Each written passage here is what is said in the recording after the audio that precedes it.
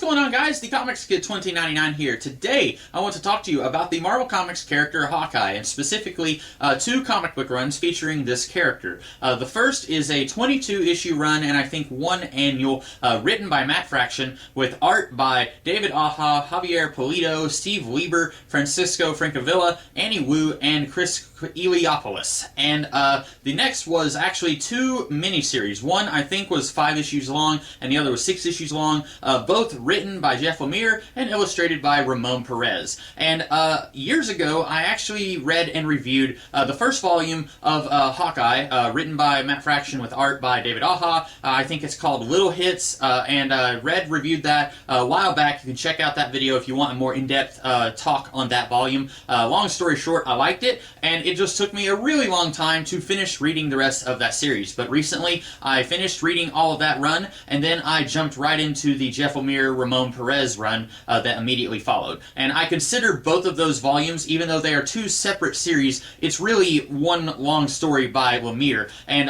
the reason I'm going to go ahead and talk about both of these runs in one video is because while Lemire's run is its own thing, it does pick up on some subplots that were left over from what Matt Fraction was doing over the course of his run. And I do want to give credit where credit is due. All of the art on both of these runs is phenomenal. I love everything that's going on here. I don't think there was ever a point where I sat there thinking, man, I really wish that that other artist was on this book. There are artists here that I really like. Francisco Francavilla, I recognized him from some of his work on Batman that he did with Scott Snyder, and I really like his work here, but that's not a slight against David Aja or Javier Pulido, who I recognize from Robin Year One.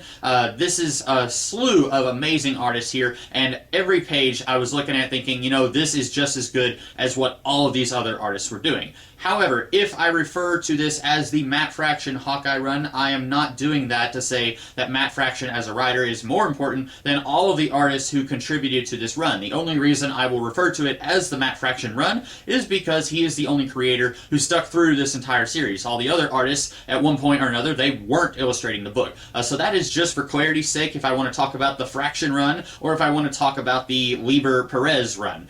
So with that being said, I really like, I'm going to talk about the Matt Fraction run because that comes first chronologically. I really like the Matt Fraction run. My only complaint is that it's too short, and I mean that in two separate ways. Now, usually when I say that, it would be a cutesy way of me saying I love this so much that I want more, and that's true here. I do love this, and I do want more, and that's not a slight against what came later by Lemire and Perez. I like what they did also, but I wish we could have had more of what Matt Fraction and all of his artistic collaborators did, and then also get the Jeff Lemire Perez run that came later. But I also mean that in the sense that I get the feeling that Matt Fraction and all of his fellow storytellers here, they are telling a story here that feels too short. Specifically, what they're doing here with Hawkeye's arc, it doesn't feel like it's explored enough over the course of the volumes that they did. There are only 4 trade paperbacks over the course of this run. It's a relatively short run. I feel like they could have stretched this out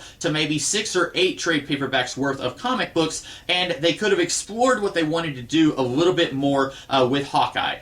Specifically, Volume 1 sets up the partnership of Kate Bishop and Clint Barton, who are both Hawkeye. They're both using the name Hawkeye, and they're kind of working together. And then Volume 2 tears down the partnership of Clint and Kate. And then Volume 3, we get issues that are kind of part of an arc, but it skips issues. So Volume 3, for example, would be like issue 15, 17, 19, and 21, or something like that. But if you read them all together, it feels like a continuous arc. So what they were doing, I imagine, whenever you read it all chronologically, is you would get a Kate Bishop issue, then you would get a Clint Barton issue, then you might get an issue featuring Pizza Dog, who is the character, it's a dog, that Clint rescued from the Tracksuit Mafia. But anyway, that's not important right now. So then you get Volume 3 that kind of focuses on Kate in LA, and then Volume 4 kind of focuses on Clint by himself. And I feel like there really needed to be a couple of extra volumes here to explore their partnership a little bit more, and then explore why Kate decides that she needs to leave Clint. Because when she starts yelling at him, telling telling him that he's self-destructive and he's bringing everybody down, and she needs to distance herself from him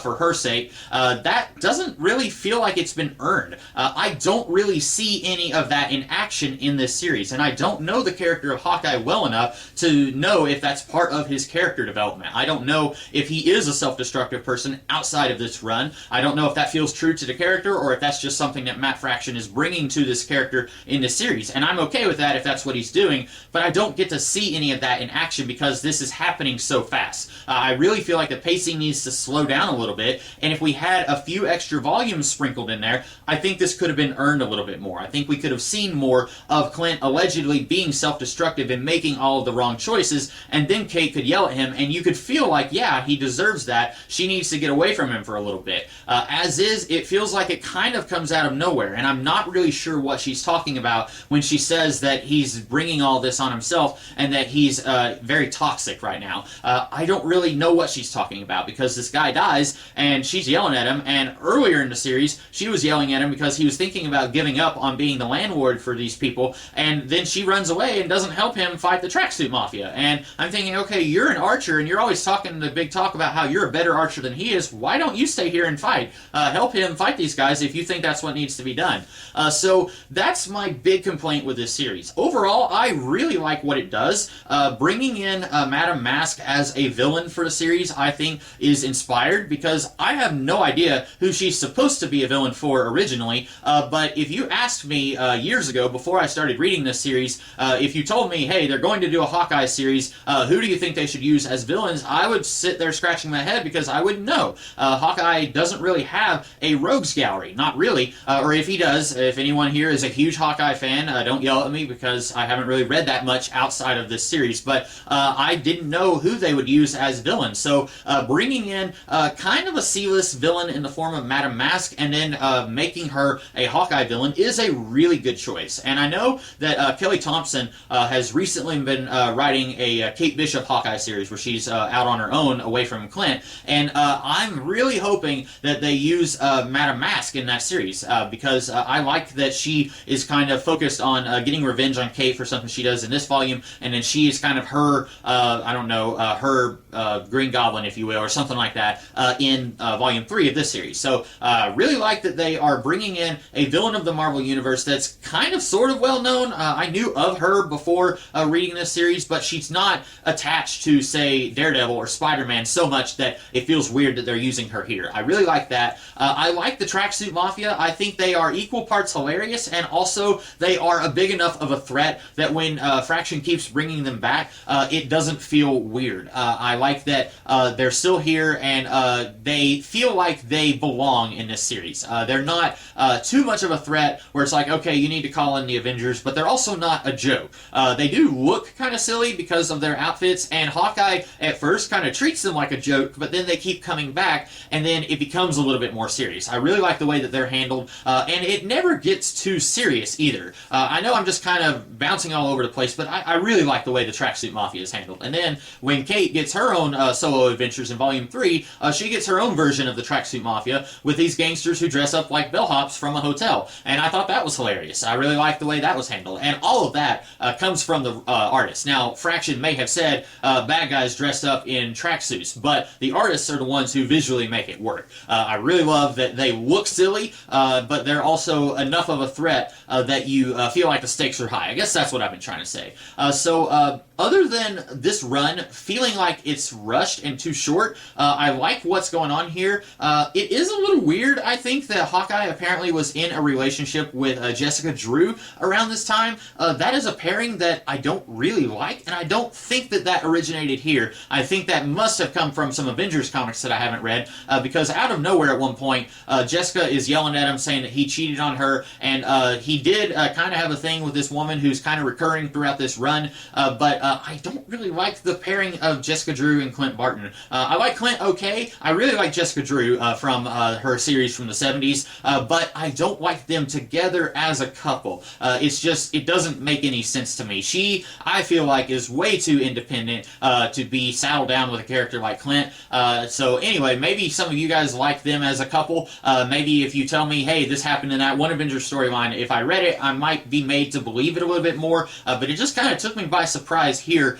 So I personally feel like these two don't need to be a couple, and it seems like they're kind of done in the context of this series. So I'm okay with that. But I do like that we get to see some of the different characters in his life at one point. Like at one point, Clint is signing the divorce papers that Bobby Morse brings over, which after reading this, I started reading some of the post-Secret Invasion stuff that was happening around the time of Dark Reign and then the Heroic Age, written by Jim McCann. And in that, Bobby and Clint were kind of a thing. They were repairing their relationship. So knowing that they are now fully divorced circa the Matt Fraction run does make me a little bit sad now that I'm going back and reading some of the stuff that came before the series. But I guess I'll get to that and see if they break up over the course of that run. But anyway, while she's bringing over some papers, and he's like, hey, do you think the Tracksuit Mafia people are in that van over there? And she says, well, why don't you go check it out? And he says, no, I can't. The police have told me to leave it alone. So even though she's divorced from Clint, she then goes out there and beats these guys up, and I thought that was really funny and kind of cute. I like their interplay together. I really like Natasha. She was here a little bit. I like the way she kind of leans on Kate a little bit to try and give them information on where Clint is. I really like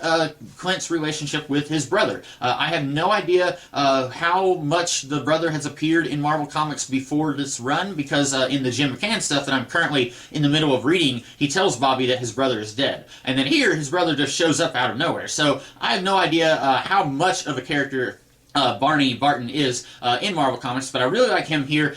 He is, I feel like he should have been part of the series from issue 1. I really like the way that he's handled. He starts off, I'm thinking, oh no, this is going to be one of those things where he's like really a loser, and Clint, he makes Clint just look awesome by comparison. But then once he comes in, I love him. Like when he's doing the crossword stuff, I think he's awesome, and when he's trying to tell Clint, get up, you can do this, I really love this character. And he does show up a little bit in the Jeff Lemire, Ramon Perez run, in flashbacks and in the present day, and I guess now's as good a time as any to talk about that.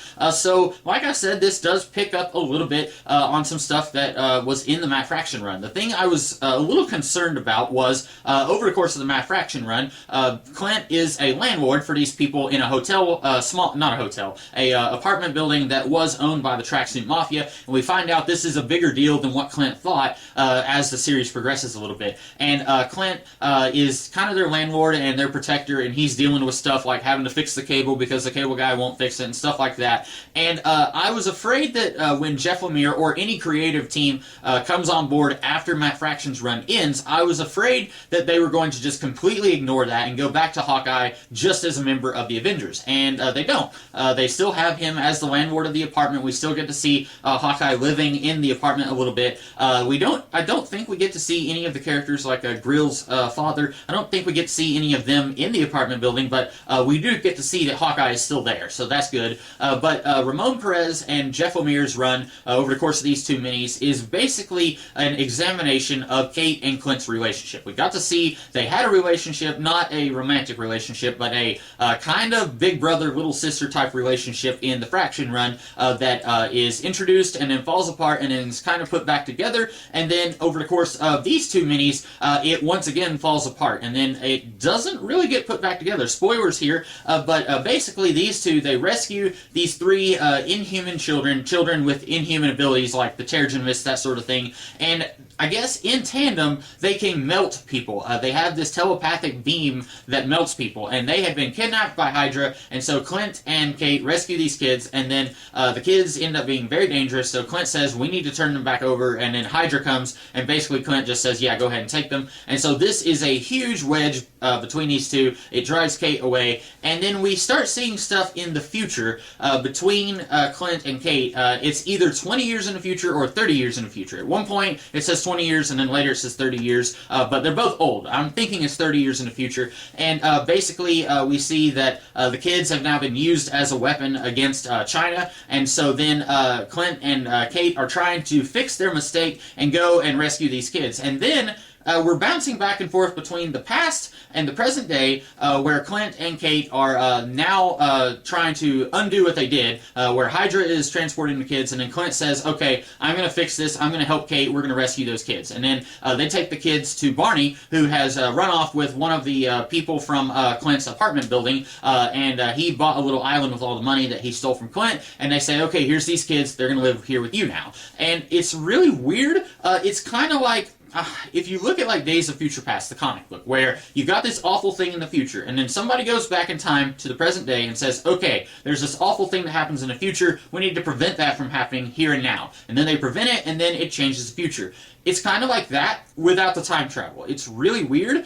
You've got this horrible thing that happens in the future, and then suddenly, through no time travel shenanigan intervention, they change it in the present day, so that future doesn't happen. It's odd. I don't really understand what makes Clint decide, okay, we're going to make things different now, and why did he not do that originally in that awful timeline? And then we're also jumping back and forth between the present day and the past, and it's in separate minis. The first miniseries by Lemire and Perez is past flashbacks where Barney and Clint are in the circus, and then the second miniseries is flash forwards and the present day. So it's not too confusing. You're not jumping forward, backwards, and present between 3 timelines in one miniseries. So you're reading one miniseries with flashbacks in present day, then you're reading second miniseries with present day and flash forwards. But I like the stuff in the past, and it's all drawn by Ramon Perez, but I like his art in the present day and the future better than the past. The past, I don't know if it's the coloring that I don't like, but it was muddy. Like, most of it would be green, or most of it would be purple, or something like that.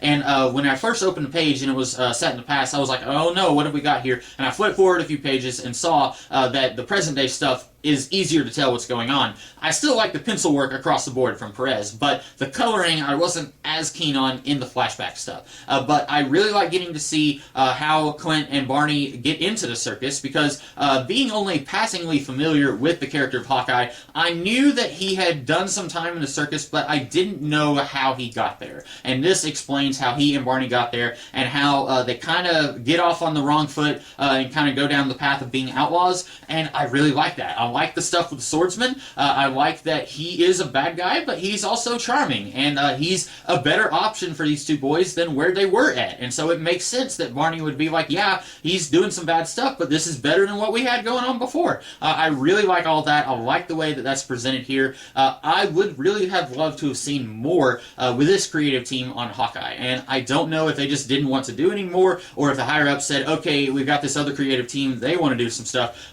with this world. Because at the end of this, Kate basically says, look, you're still my friend, but I want to go off and be Hawkeye on my own. I kind of want to do my own thing, and I'm assuming that's what sets up the Kelly Thompson series, which I have not read, and I do want to check that out, because Kelly Thompson, she did that Rogue Gambit miniseries that I really liked, and so I do want to see what she does with Kate Bishop here, but I haven't read any of that. And we also get an Old Man Hawkeye series, which, as far as I know, is not connected to the Flash Forward stuff in Jeff Lemire and Ramon Perez's run, because Old Man Hawkeye, I don't know this, I haven't read it, but as far as I know, that's going to be a spin-off of Old Man Logan. And in Old Man Logan, the original Old Man Logan series by Mark Millar and Steve McNiven, Hawkeye was blind, and in the Flash Forwards here, Hawkeye is not blind, so I'm assuming it's just 2 separate Old Man Hawkeyes. But anyway, I am looking forward to reading some of that stuff, which I don't have, so it may be a little while before I get around to reading those, but reading all this made me a Hawkeye fan. I like what I've been reading. I've been reading some of the stuff that came before all this, after I read it, because I'm backwards like that, but I'm becoming a Hawkeye fan, and I want to go back and read some of the stuff in the Avengers in the 60s, where I have read a little bit of that, but not a whole lot with him, but I want to read more with him. I want to really come to know this character, so thank you to all the creators that I mentioned for getting me into this character. I really like what I read here. Very solid stuff across the board. So with that being said, I hope that you guys liked me talking about these runs. In the future, I would love to talk about some more entire runs over the course of a video instead of talking about it volume by volume. I've done that once before, and it's a little bit more difficult for me to do that because there's a lot more for me to cover, but in this case, I figured I could go ahead and do it. But I'd like to do that in the future some more, so look for that maybe in the future. So with that being said, I will see you guys in the future with another video. Have a great rest of your day. Catch you later.